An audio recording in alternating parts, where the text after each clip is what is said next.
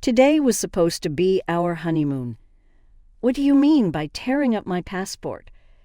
Just as we finished packing and were about to leave, my husband did something crazy. He forcefully tore my passport. His smug face really got on my nerves. "I never planned to go with you in the first place," he said. I was obviously going with my mom. I had sensed some tension before we got married, but I had no idea the twisted relationship between my husband and my mother-in-law was this deep. I've never heard of anyone's mother-in-law hijacking their honeymoon. I was shocked and angry at this unbelievable situation, but above all, I felt really creeped out. Had I made a huge mistake choosing him as my partner? As he brought out scissors and began to shred the passport, I looked at my mother-in-law, grinning from ear to ear, and thought, I need to get away from here as fast as possible. I never expected this, but I actually had the perfect evidence to bring these two down. My name is Sarah. I'm 29 years old and have been working for 7 years. I recently got the proposal I'd always dreamed of from my boyfriend of 4 years, and now I'm right in the middle of planning our wedding and honeymoon. I met my husband after I started working. I've always been the low-key type, and although I got my first boyfriend in college, it seems he lost interest in the quiet and not-so-exciting me, and we just drifted apart. Years passed without me dating anyone seriously until I started working. Never would I have imagined that out of all my colleagues I'd be one of the first to get married. I think I was more shocked than anyone. My husband was a senior at my company when I was new, and he always supported me whenever I struggled with unfamiliar tasks at work. The only guy I dated in the past was a classmate, but there's something about someone 5 years older. I found my husband dependable and trustworthy. When he asked me out on our first date, I was over the moon. I still cherish the dolphin figurine we bought during our first date at the aquarium. When he said he wanted to date with marriage in mind, I felt like I was on cloud 9. We went on many dates, and he proposed to me at the same aquarium where we had our first date. Can I really be this happy? That night I was so thrilled that I couldn't sleep, and I still remember that feeling. With my head still in the clouds, we quickly decided to visit his parents' home the following week. But it was there that I started feeling uneasy about getting married. My father-in-law was very kind, but my mother-in-law seemed to disapprove of me. You could have married someone more outstanding than this plain girl. Being told that at our first meeting filled me with doubt and anxiety about our future life together. But everyone feels some pre-wedding jitters, right? So I pretended everything was fine and carried on with the wedding preparations. One day, while discussing our life after marriage, both he and his mother just assumed I'd be quitting my job. While I once admired the idea of quitting work after getting married, I didn't see that as an option at this point. Looking back, I think my ongoing anxieties about marriage prevented me from considering leaving the place where I felt most secure, my job. While dodging the persistent suggestions from my mother-in-law to quit, I decided to keep working at the same company alongside my husband. During our wedding preparations, we disagreed on the timing of our official marriage registration. He was eager to formalize things sooner. In the end, we decided to respect his wishes and registered shortly after. The procedure felt rather mundane, but realizing that we were now officially married made me so happy. We discussed having a small, intimate wedding, but it seems he mentioned this to his mother, and she called the next day. You know Edward's wedding, and you're talking about having a small, intimate ceremony? Please don't just say whatever you want. The wedding needs to be grand. I'll make sure it's fitting for Edward. By the way, please keep your guest list minimal, just your parents and close friends. Your friends are probably just as dull, right? They'd make the wedding feel so gloomy and ruin everything. I was bombarded with opinions about the venue and the guest list, and it was infuriating that she felt she had the right to dictate so much. but I wanted to avoid conflict with my soon-to-be mother-in-law. I had a ton of things I wanted to say, but I kept telling myself that maybe this is just how weddings go, and decided to invite only my parents and close friends, as my mother-in-law wanted. But my mother-in-law's meddling didn't stop there. She didn't just interfere with the guest list, she also had opinions about the program, entertainment, decorations, and food. If we did everything as she said, we'd go way over budget. I ended up having to pay for all the extra expenses she wanted, so the wedding ended up being a flashy affair just as she wanted, far from the simple ceremony I'd imagined. I tried to make some changes behind her back to save on costs, but I ended up getting scolded by her, saying, "It looks cheap because you didn't do as I told you." Still, after the wedding was over, I thought I'd finally get some distance from her. But then my husband did the unthinkable. I was fed up with all the interference from her regarding the wedding, and even though my husband knew I wanted to keep my distance from her, he insisted we live with her. Our new place, which we'd already signed a lease for, was canceled without me knowing, and all of my belongings that were supposed to be moved there could only be sent to my husband's family home. I was at a loss for words, shocked by how everything had been decided without consulting me. The wedding planning was entirely left up to me.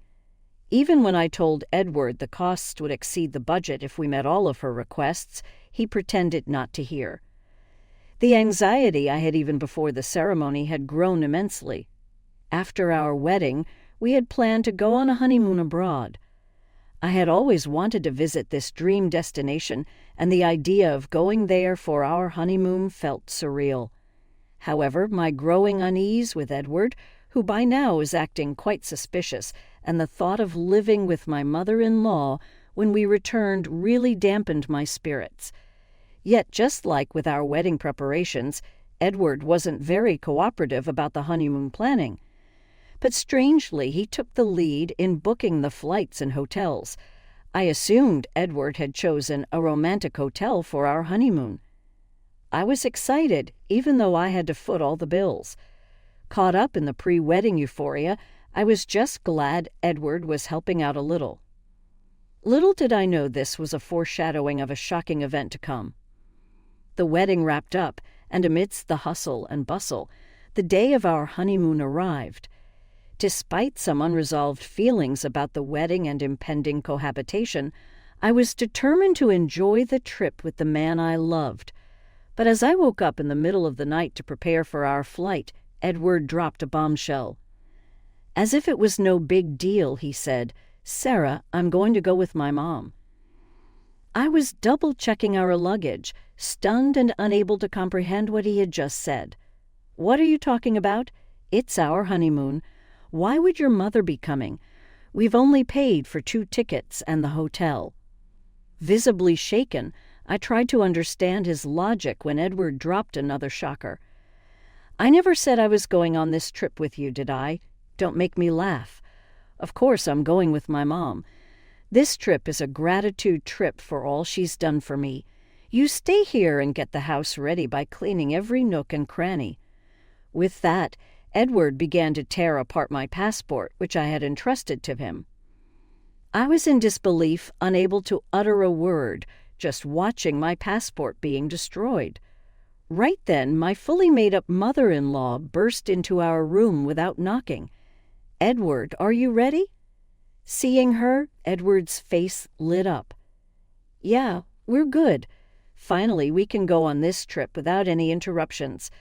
They both shared a gleeful laugh, leaving me utterly repulsed.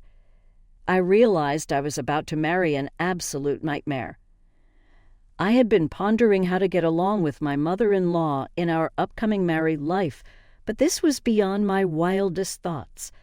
I had made a colossal mistake right from the get-go. I get it now, the kind of people you two are. I couldn't help but speak out. But my words seemed to be nothing more than sour grapes to them as they laughed heartily and left together.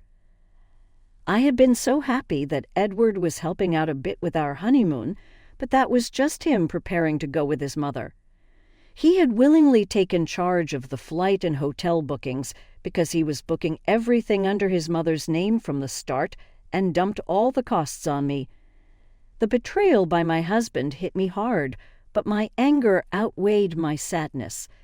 The dreamy, intimate wedding I had always envisioned and the honeymoon, which was supposed to be the best memory with the one I loved, were both once-in-a-lifetime events, but they were ruined by my mother-in-law and my husband. I couldn't believe this was happening. At first, I couldn't accept it, but soon after, I decided I had to act fast and get a divorce. Interestingly, I had something that would come in handy for the divorce.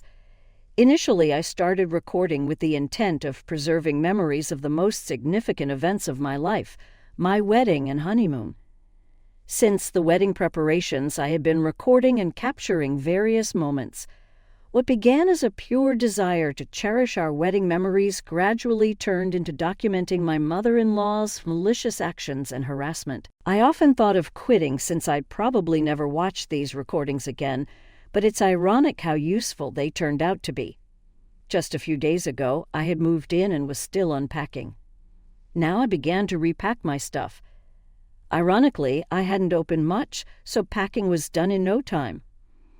I wondered if my husband and his mother were at the airport by now. The very thought filled me with indescribable anger, so I tried not to dwell on it. Even though I'd only been there a few days, I wanted to erase any trace of my presence in that house, so I cleaned thoroughly everywhere I had been. While cleaning the living room, I stumbled upon something shocking. It was evidence that my husband was embezzling money from his company. Given his position in charge of company sales, he was reporting lower earnings to the company and pocketing the difference. Apparently, his mother was in on it too. She had meticulously noted the actual sales, the amount pocketed by my husband, and even listed all the luxury bags, clothes, and shoes he had bought for her with that money. It was a significant amount. Leaving such a diary in plain sight in the living room, I really couldn't fathom what they were thinking. Discovering my husband's misdeeds, I was horrified, realizing the gravity of the situation. For a moment, I wondered if I, working at the same company, could somehow smooth things over. But then I thought, why should I help someone who ditched me for a honeymoon with his mother? I headed to the company with evidence of embezzlement. Though they were supposed to be on their honeymoon, having both taken paid leave, my colleagues were shocked to see me in the office. Everyone was asking, "What happened? Weren't you on your honeymoon?" No longer feeling the need to hide anything, I told them that my husband and my mother-in-law had gone on the honeymoon instead, that my passport was torn up, and that I had paid for the entire honeymoon. My colleagues, superiors, and boss were shocked and angry at my husband for me. I thanked my concerned colleagues and made my way to the executive area of the company. In fact, though I never told anyone, one of the top executives of this company is my uncle. Neither my colleagues nor my husband nor my mother-in-law knew this fact. I didn't want people to think I got the job because of connections, so I applied without telling my uncle. I secured the position on my own merit. My uncle doesn't handle human resources, so I reached out to him before the orientation and asked him not to reveal our relationship at the company. Though he was surprised, he commended my efforts and promised we would interact just as any other executive and employee. My uncle doesn't have children and has always doted on me as if I were his own. When I was a child, he took my sisters and me on trips. I'd sneakily call him to buy me things I wanted, and my parents would scold me for it. Since joining the company, our work areas have been entirely different. After briefly catching each other's eyes and exchanging smiles during the orientation, we hadn't met since. I knocked on my uncle's office, explained the situation to his secretary, and was allowed in. My uncle greeted me with a beaming smile, but his expression quickly turned somber. "Why are you here? Weren't you supposed to be on your honeymoon?" Seeing my dear uncle's familiar, kind face, I was overwhelmed with emotion and burst into tears. Through my sobs, I recounted everything that had happened, and he became visibly enraged. I told him in detail about my husband's embezzlement and handed over the evidence. My uncle promised to convene a board meeting immediately to address my husband's actions. Then he asked, "What are you going to do today? Head back home?" I nodded, and he said, "Well, before you do that, let's grab some good food. I'll drop you off at home afterward." Despite the unbelievable betrayal of having my honeymoon hijacked by my mother-in-law, I felt genuinely grateful knowing there were still warm-hearted people in my life who cared for me. A week later, when my husband and his mother returned from what was supposed to be our honeymoon, I received an immediate call. My husband was furious that I hadn't picked them up from the airport and hadn't cleaned the house as instructed. He ranted about where I could possibly be. With a recommendation from my uncle and parents, I had already hired a top-notch lawyer who specialized in divorce cases, and the process was underway. Without even letting my husband speak, I said, "You two sure are loud and annoying. I don't want to hear your voices anymore. Why would I pick up someone I'm going to divorce? And why would I follow your silly orders to clean?" He was momentarily speechless, but soon resumed his ranting. "Do you think it's okay for you to say such things? I did you a favor by marrying you. If I divorce you, you'll never get remarried. My mom's furious too. If you come back now and prepare our meals, I might forgive you. We're tired of foreign food. Make some tasty traditional meals." He had never spoken to me like that before.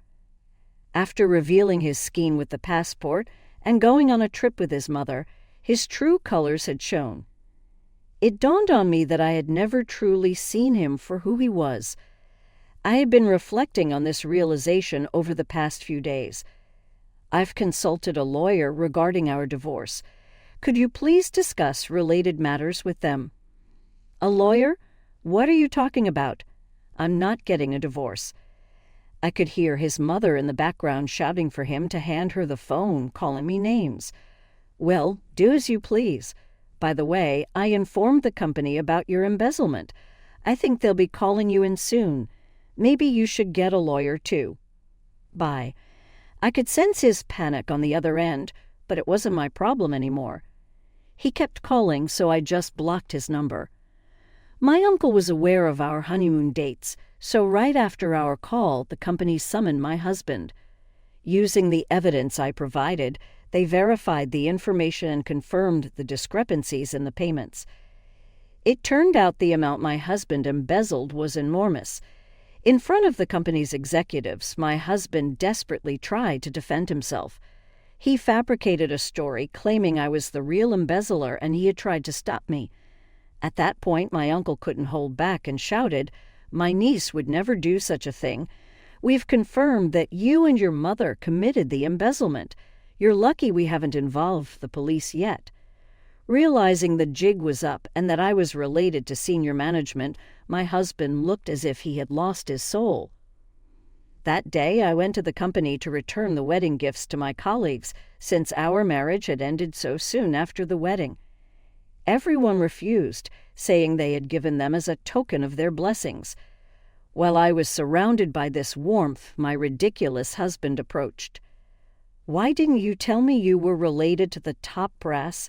I'm sorry, really. Can we start over? Can you ask your uncle to keep me in the company and make the embezzlement go away?" Disgusted, I replied, "Do you even understand what you're saying?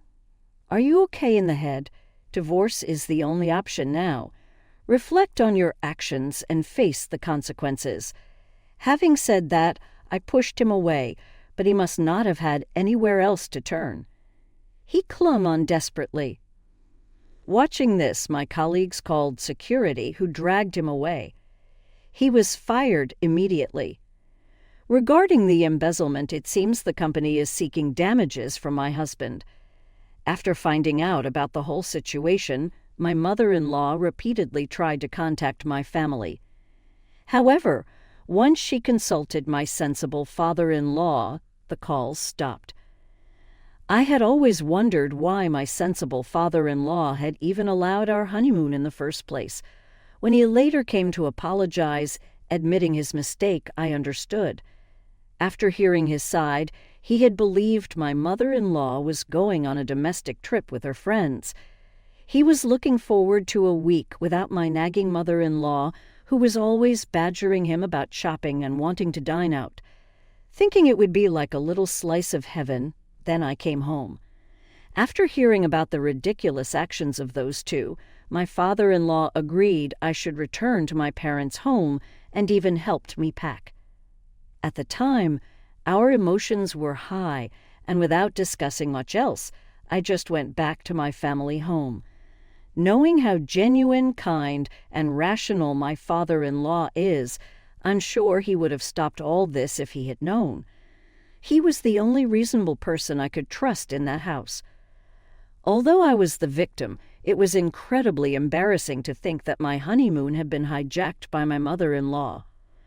I was considering resigning from my job. My parents advised me not to push myself to work for a while. However, my uncle mentioned, working might distract you, and he discussed it with the CEO.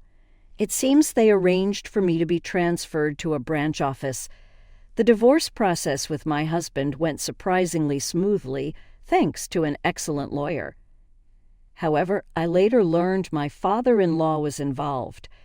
When we were planning our wedding and discussing the expenses for the ceremony and honeymoon, it turned out my husband had virtually no savings. My in-laws were just an average working-class family. With my mother-in-law's wasteful spending habits, they had almost no savings, which my father-in-law mentioned with a wry smile. Considering how short our marriage was, the alimony was quite substantial. Incredibly, my father-in-law sold the family home to cover it. Their home wasn't in the city center, but in a tight-knit community. When we got married, my mother-in-law invited the neighbors. They saw me returning to the family home on the day I was supposed to be leaving for our honeymoon, luggage in hand. With the neighborhood's resident gossip in the mix, it didn't take long for rumors to spread. The stories grew exaggerated to the point where living in that area became unbearable. Initially, my mother-in-law, who was always concerned about appearances, only approved of our marriage because both my husband and I worked for prominent companies. Having her son and daughter-in-law working for major companies was a status symbol for her. Now, with all the rumors circulating because of her actions, she likely couldn't bear to live in that house. My father-in-law probably also felt responsible for covering the damages from the embezzlement my husband caused. While I have nothing but disdain for both my husband and mother-in-law, I genuinely feel sorry for my father-in-law. After being fired and ordered to pay damages, coupled with me not returning as he hoped, my husband apparently suffered a mental breakdown. Unable to work, he seems to be moping around in a small apartment he moved to. Seeing her beloved son so downcast, my mother-in-law also retreated, becoming reclusive, as my father-in-law told me.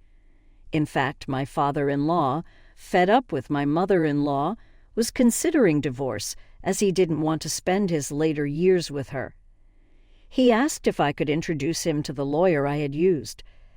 I immediately contacted my uncle, who got in touch with the lawyer. It might take some time, but I hope my father-in-law can live the life he wishes. Thanks to the intervention of the company's CEO and my uncle, I was transferred to a branch office where I'm surrounded by supportive colleagues and superiors. I'm eternally grateful to my uncle. The only regret I have is missing out on the country we planned to visit for our honeymoon. Considering everything once things settle down, I hope to take a relaxed trip abroad.